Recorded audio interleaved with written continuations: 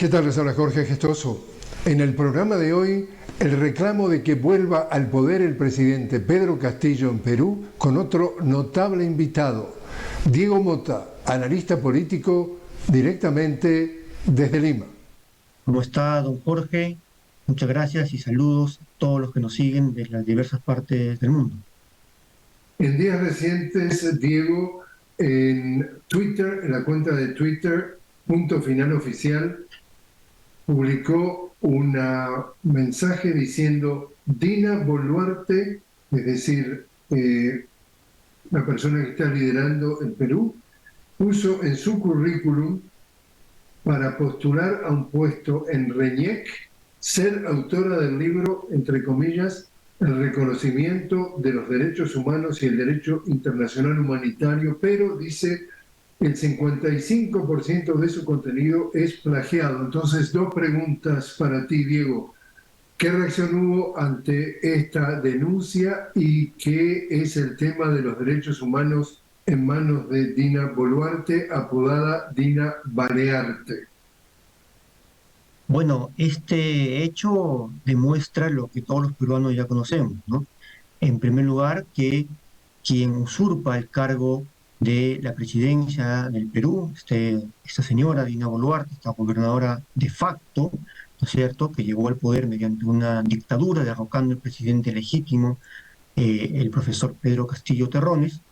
Es pues una persona que tiene antecedentes, tiene prácticas de apropiarse de lo ajeno. No solo se apropió de la presidencia de la República, sino que también se apropia de ideas ajenas, y este libro es una prueba de ello, ¿no? Está citando ideas o está mencionando ideas sin citarlas, es decir, se está apropiando la propiedad intelectual de otras personas, ¿no? Es un pequeño ejemplo eh, de esto, ¿no? De la actitud delincuencial de esta persona.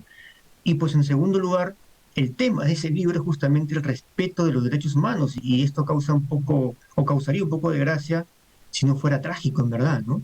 En nuestro país, bajo la actual dictadura de la señora Dina Boluarte, tenemos ya más de 70 personas fallecidas, de las cuales, según todos los organismos internacionales de derechos humanos y nacionales de derechos humanos, incluso la propia Defensoría del Pueblo, organismo oficial, han tenido que reconocer que la mayoría de estos casos, y siguen las investigaciones, por supuesto, son ejecuciones extrajudiciales porque se les ha encontrado en los cuerpos balas, no una. A veces hay un caso que se le ha encontrado más de 70 perdigones en el cuerpo a un muchacho de la ciudad de Cusco, el sur del país, eh, disparadas por elementos de la policía o las Fuerzas Armadas, bajo órdenes de la dictadura por el simple hecho de haber salido a protestar y exigir, ¿no es cierto?, la vuelta a la democracia, la restitución del presidente Pedro Castillo, el cierre del Congreso y la convocatoria de una Asamblea Popular Constituyente.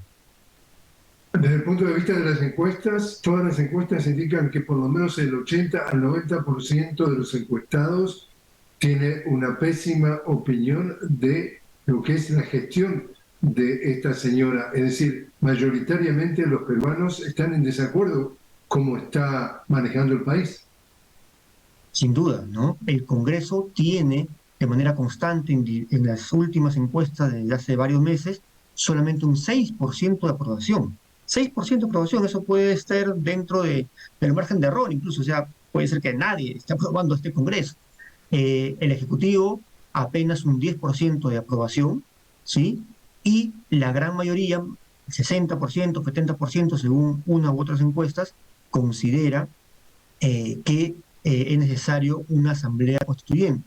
Además, un dato importante, en una de las encuestas que fue silenciada, que no fue difundida por los medios de comunicación, pero periodistas alternativos la filtraron y ahora se ha hecho público hace algunas semanas, en una encuesta se señalaba que si hubieran elecciones nuevamente, sería nuevamente el señor Pedro Castillo, claro, si lo dejaran participar, no lo van a dejar participar, está secuestrado por la corrupción, por el régimen de turno, el presidente Pedro Castillo volvería a ganar las elecciones a todos estos candidatos de derechas. Entonces, eso te demuestra, ¿no es cierto?, más lo que dicen las calles. Es importante señalar acá, si me permites un segundo, ¿no es cierto?, que en las últimas protestas que se dieron desde el 7 de diciembre en adelante y las que se vienen gestando ahora a partir del 19 de julio, una fecha importante que donde nuevamente la gente va a salir a las calles, el pueblo va a salir a las calles, las consignas que se han dejado escuchar piden no solo la salida de Dina Boluarte, sino están pidiendo la restitución del presidente que el pueblo eligió, es decir, que se respete el mandato popular, sobre todo los sectores más humildes, sobre todo los sectores de los pueblos originarios del Perú. Justamente, Diego, digamos, en el caso del presidente Pedro Castillo, él viene de un área, digamos, rural, un área modesta, un área de alguna forma marginada históricamente en el Perú, y vemos el caso de la capital, Lima, en donde por lo menos la denuncia es que se concentra, digamos, la élite. Hay una diferencia, hay varios Perú. Hay un Perú en las grandes ciudades o en la capital y un Perú rural que es de donde viene entonces Castillo y de donde vienen las protestas reclamando la restitución de Castillo.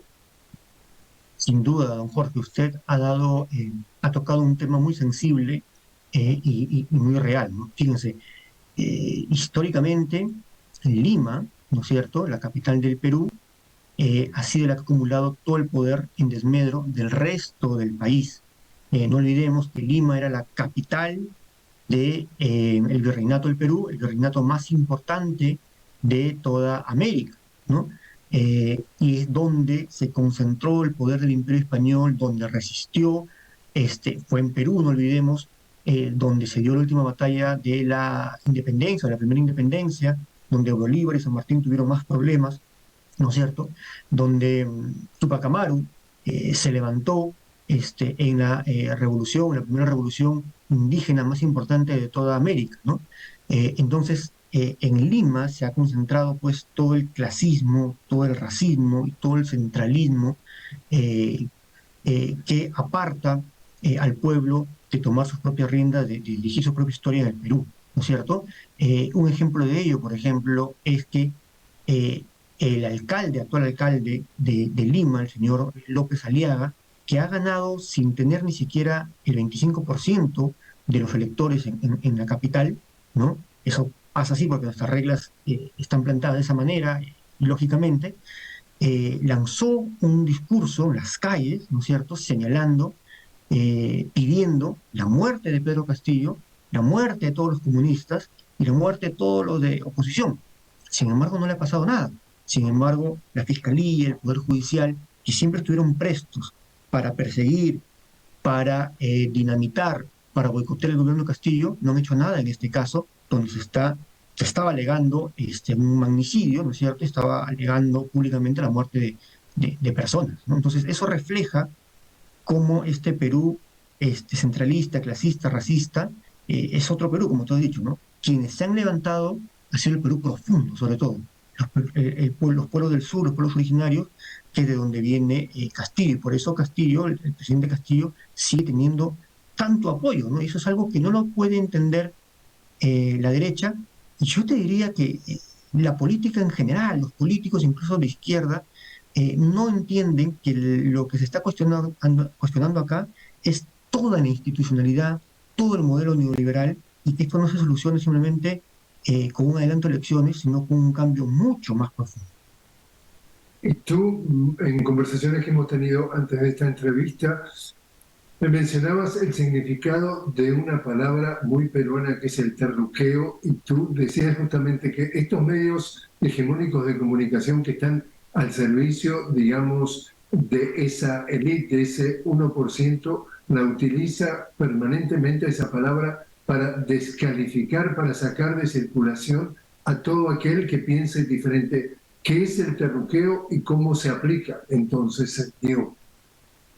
Bien, el terroqueo es un mecanismo que utilizan los medios de comunicación, que utiliza el Ministerio Público, la policía, la Fiscalía, el Poder Judicial, adepta a la derecha, a los poderes fácticos de esta dictadura, eh, para descalificar a la oposición, tildándoles de terroristas sin pruebas, ¿no? O inventándoles pruebas, imputándoles penas altísimas a todos los que salimos a protestar. A mí también me han abierto una investigación preliminar y el delito de terrorismo, ¿no es cierto?, aquí tiene penas de 20, 25 años. Entonces, es un mecanismo parte de este lawfare, ¿no es cierto?, esta persecución política utilizando mecanismos jurídicos que ha tenido, entre otras manifestaciones, este golpe blando que le han dado a Pedro Castillo y que desde el inicio de su gobierno, desde antes, estuvo en marcha para boicotear su gobierno, para no dejarlo gobernar y hoy se pone en manifestación contra el pueblo, ¿no? Si eso lo hicieron a Castillo, que está hoy preso, secuestrado, incomunicado, no puede ni siquiera comunicarse con su familia, imagínense, pues, qué le harán a un simple joven que sale a manifestarse en las calles, ¿no? Acá ya no hay derechos. Diego, te invito a hacer una pequeña pausa. Estamos hablando Continuamos hablando con Diego Mota directamente desde Lima sobre la situación en Perú. Diego, parece que la corrupción en esa élite que ha gobernado el Perú por décadas suele ser endémica. Estamos hablando que los 5 presidentes que precedieron al presidente Pedro Castillo, ese presidente que fue derrocado justamente por no comulgar la, la forma de vida de esa élite, han sido salpicados por la corrupción, han terminado tras las rejas o suicidados, como en el caso de Alan García, que cuando lo van a detener en su propia casa por supuestamente temas ligados a la corrupción, decide quitarse la vida. Pero tenemos a Fujimori tras las rejas, a Toledo tras las rejas, etcétera, etcétera. Cuéntanos los casos de esos presidentes y por qué la corrupción, qué es lo que inspira a este 1% a manejarse de esa manera. Sí, si hacemos un recuento muy rápido de los últimos presidentes, Toledo, en orden, ¿no? Alan García, Ollantumala, PPK, ¿no es cierto? Merino, Sagasti, todos tienen acusaciones de diversa índole, ¿no? Los más, casos de corrupción, como tú bien has señalado, probados, ya sentenciados. Alan García, Toledo son los casos más descarados. Pedro Pablo Kuczynski, un ciudadano norteamericano, ¿no es cierto?, que renunció a la ciudadanía peruana para hacerse norteamericano y aún así fue impuesto como presidente, ¿no? Eh, Todos estos tienen casos graves de corrupción a favor de sus empresas, a favor de intereses propios. Pero no solamente ha sido, digamos, el cáncer de la corrupción que ha estado rondando a la historia de estos expresidentes, sino también sus políticas neoliberales que se impusieron a sangre y fuego y también son victimarios y acusados de crímenes de lesa humanidad. Es el caso también de Alan García, por ejemplo, ¿no?, que tiene en su haber varios muertos. En todo este periodo, en todos estos últimos gobernantes que hemos señalado, hubieron varios levantamientos populares también, no solamente la lucha contra la corrupción, sino también contra proyectos mineros extractivos que contaminaban el medio ambiente, que arrebataban la tierra a las comunidades campesinas, etcétera. Y hubieron levantamientos en Cajamarca, en Puno, en Arequipa. Estamos hablando de ciudades, provincias andinas o incluso amazónicas también, como el caso de Bau. Eso expresaba un poco el malestar que el pueblo peruano sentía respecto a la crisis en la que se encontraba el modelo neoliberal. Y esto reventó en los últimos años. El presidente Sagasti, por ejemplo, que ha sido uno de los últimos, el presidente anterior, interino, antes de Pedro Castillo, ¿no es cierto?, endeudó al país por más de 100 años, o sea, mis hijos, mis nietos, ¿no es cierto?, generación tras generación, endeudó el país al Fondo Monetario Internacional y al Banco Mundial en una deuda externa espantosa, ¿no es cierto?, para, en la época de la pandemia, simplemente ayudar a las empresas, a las grandes empresas para que no quiebren, cuando eran los trabajadores los que estábamos quebrados, ¿no? Entonces, todo ese descontento, ese malestar se expresa en cómo han terminado sus presidentes, pero se expresa también en el voto popular que tuvo Pedro Castillo en 2022 y en también la respuesta por parte de la derecha de no querer, no dejarlo gobernar, finalmente plasmada en este golpe de Estado, y luego en la respuesta nuevamente del pueblo que salió a las calles de manera inédita, ¿no es cierto?, a reclamar sus derechos, y por eso es que se ha dado casi casi un enfrentamiento, casi casi una guerra civil, diría yo, ¿no es cierto? Esa era una de las consignas que los pueblos del sur levantaban, con más de 70 muertos, y sin embargo nos extraña que muchos en la comunidad internacional no hayan levantado la voz, ¿no?, como deberían hacerlo. ¿Y dónde está Estados Unidos en todo esto? Eh, Interesantísimo lo que tú preguntas. Bueno, Estados Unidos ha sido parte de toda esta maquinaria golpista contra el presidente Pedro Castillo, sin duda.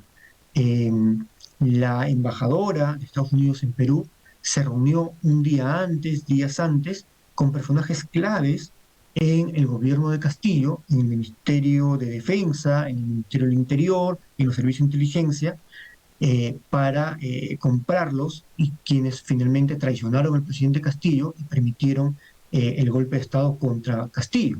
Inmediatamente el Departamento de Estado santificó, ¿no es cierto?, fue una de las primeras instituciones que reconoció, que criticó el discurso de Pedro Castillo, que probablemente fue una proclama, ¿no es cierto?, que recogía los pedidos del pueblo, el cierre del Congreso, la convocatoria de una Asamblea Constituyente, y santificó el gobierno de Dina Boluarte. Y actualmente, a inicios de junio, este Congreso ha emitido, Congreso golpista, una norma permitiendo el ingreso de alrededor de 1.000 tropas de las Fuerzas Armadas norteamericanas, 1.000, estamos hablando, ¿cierto?, una cantidad enorme, y permitiendo el ingreso de armamento de guerra, no solamente pistolas o fusiles, estamos hablando de lanzagranadas, lanzacohetes, bazucas, aviones, barcos, etcétera, están permitidos para que entrenen a las tropas peruanas en tácticas de guerra de baja intensidad, es decir, han ingresado para permitir entrenar a las tropas peruanas para reprimir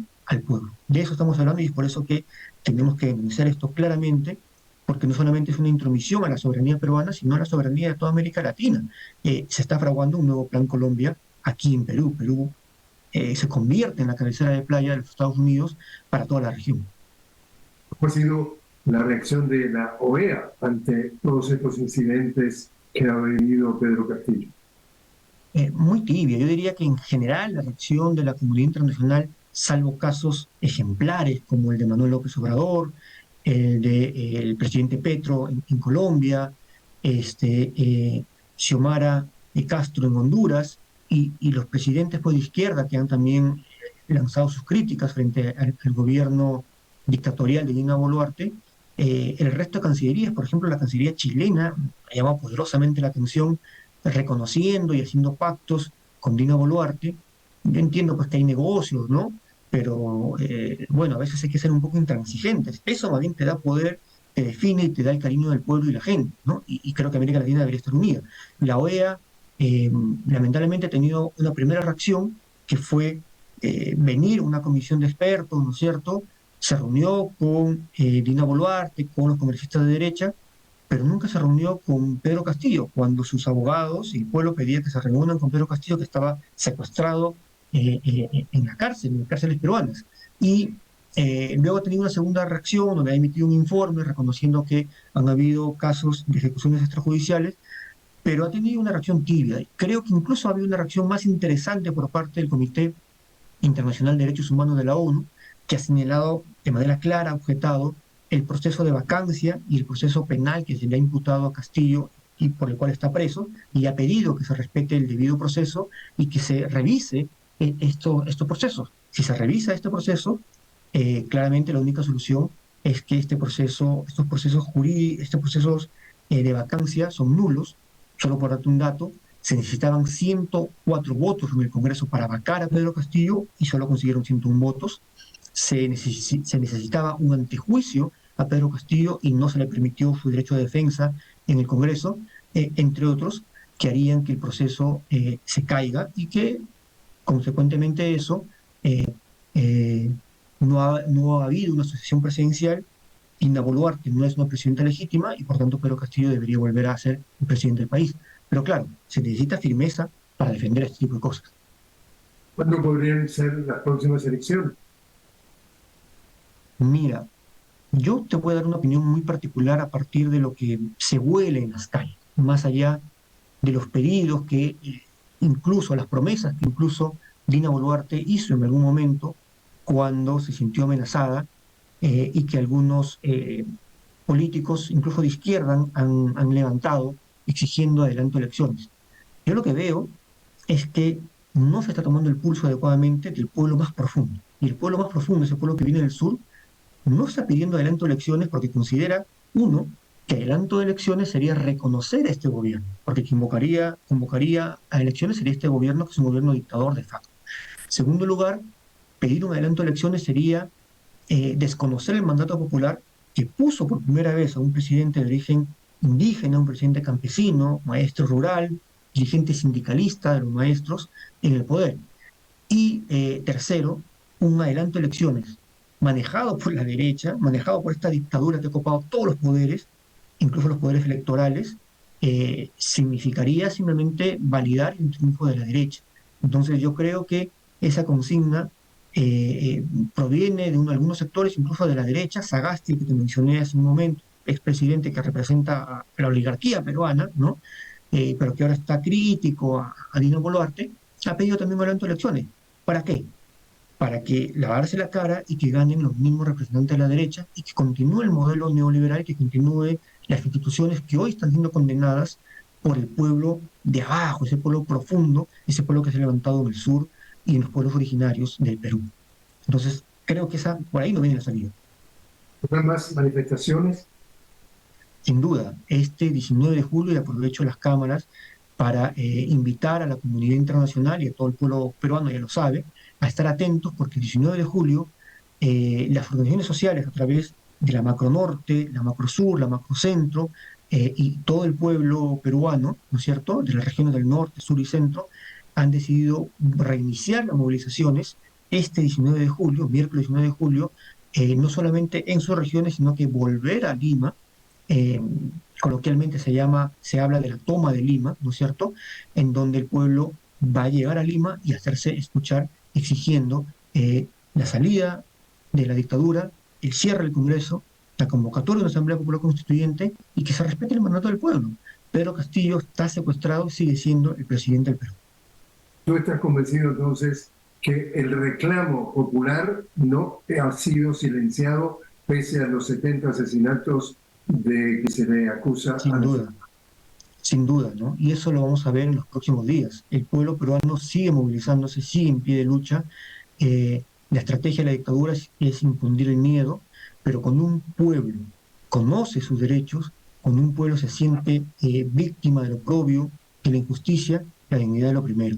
Y yo te aseguro, don Jorge, y a todos los que nos oyen, que el pueblo peruano va a seguir luchando por exigir que se respete el mandato popular, porque por primera vez se eligió un presidente indígena, de orígenes campesinos, ¿no es cierto? Y porque se convoque una Asamblea Popular Constituyente. Diego Mota, muchísimas gracias por haber estado con nosotros. Gracias a ustedes.